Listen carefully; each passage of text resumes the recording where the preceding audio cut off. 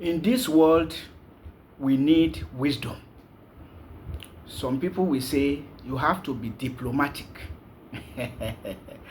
And to be diplomatic, we have to be guided by wisdom. And that is exactly what the new minister, of Defense of Nigeria is doing, applying diplomacy guided by wisdom. I'm talking of no other person than General Xopher Musa, who has been appointed to replace the Minister of Defense who resigned, His Excellency, former governor of Jigawa State, Alhaji Badaru Abubakar.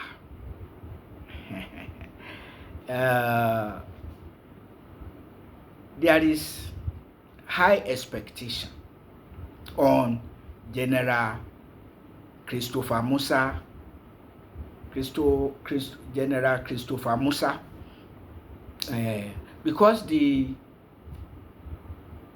Minister for Defense who resigned is said not to belong to any security agency, and so lacks the competence on security matters. But here you are talking of a military general, retired, and the immediate, he retired duly in June 2024 as the Chief of Defense Staff of Nigeria, now appointed as the Minister for Defense, from retirement back to service. But the real issue here is that there is high expectation on him as a military general who is experienced. So he has the competence, but he has given a caveat that security input into security lies on three forces: the security agencies, the government, and the people, that must be carried along.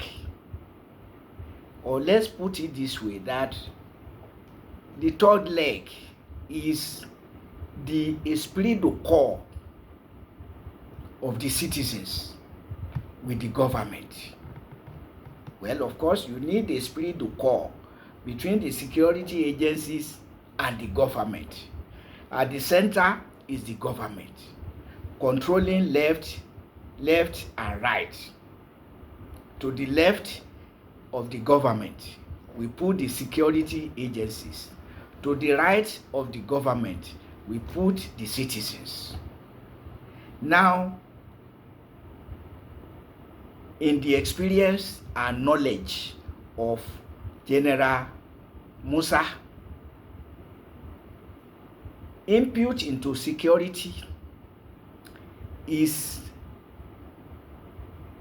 from the security agencies is between 20 and 25% input.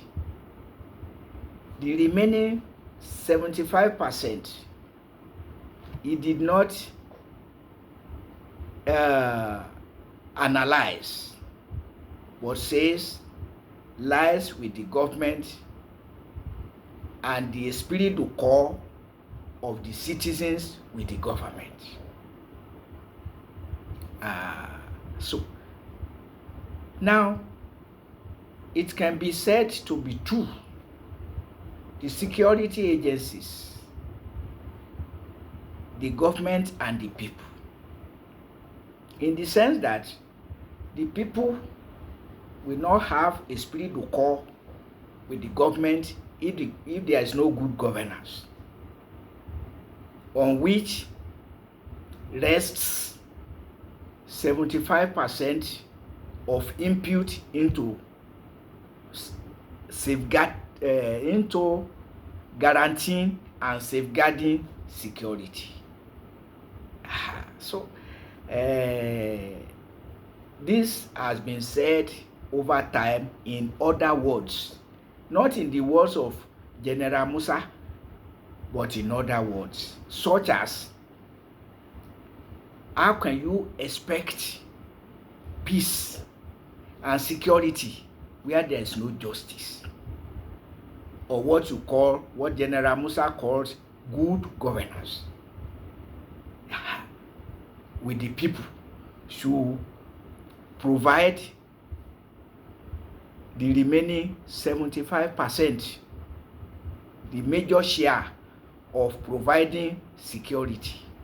75% rests on good governance, meaning that in the absence of good governance, you cannot have security to the best extent possible. So, and that has been our experience, as a matter of fact. And that explains why there is no security in Nigeria, but rather insecurity. Because you cannot say the security forces are not doing their best. But even the security forces are suffering maltreatment from government. Their welfare is next to nothing. It's nothing to write home about. Not to talk of the citizens exploited in church, mosque, and society. We must add it. Yes, that they are exploited in church and mosque may not be the fault of the rulers, but it's also the fault of the rulers also for politicizing Islam and Christianity, and so promoting Islam and Christianity rather than developing the land. So, typical example, you, as President Bola Ahmed Tinubu did in 2023, declared fuel subsidy and other subsidies gone, yet subsidized Hajj to the tune of more than 90 billion naira. So whatever he might have given the Christian imperialists, we may never know. But not that he would have given them nothing and they would have kept quiet as they kept quiet. It's not possible. We have to assume that they were settled underground. No doubt about it. So, in a situation, how do you talk of good governance to guarantee and safeguard security, waging war against a peaceful Boko Haram Muslim community? When the former president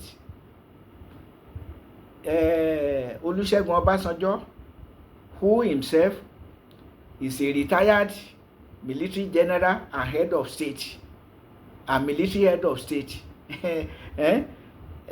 refused to take up arms against the community. But a bloody civilian, a Fulani Muslim imperialist took power and unleashed terror on the community, leading to the community taken to terrorism to fight back governmental terrorism against it. Good governance. politicizing Islam and Christianity in a country which constitution prohibits state religion. Refusing to subsidize fuel, education, electricity for the citizens, but Hajj to the tune of more than 90 billion naira, and in like sum to Christian imperialists. Good governance. To provide 75% input into securing the land. Good governance condoning grazing of cattle in agrarian fields. And only God knows how the herdsmen terrorists became empowered under the presidency of Muhammadu Buhari,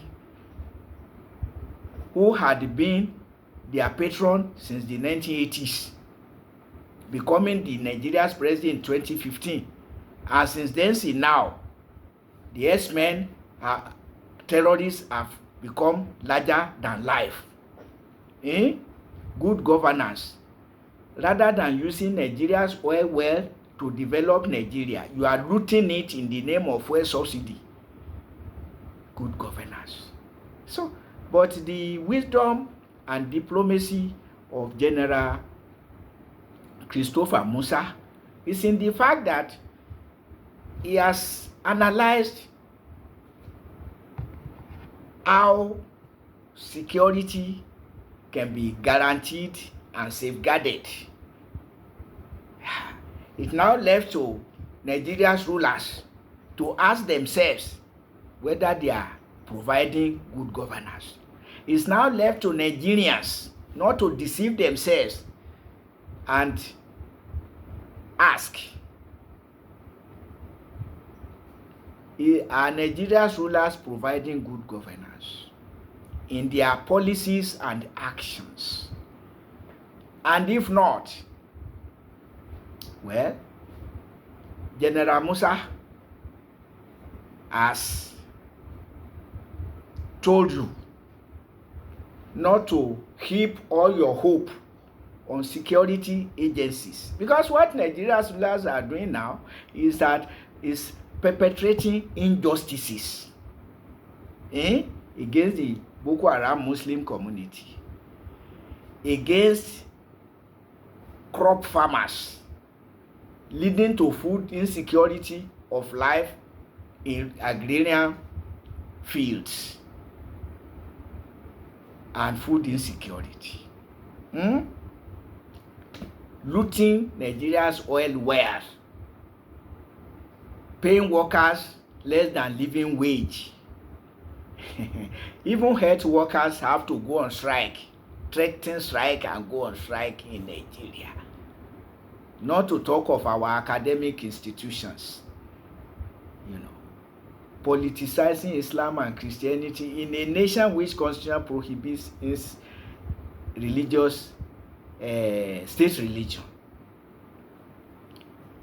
and imposing a jihadist war on the nation, imposing herdsmen terrorism on the nation, deploying mass impoverization policies and actions, and expecting security. Well, Xopher Musa has been very diplomatic to keep his appointment as Nigeria's Minister for Defense, but has analyzed how it works internationally.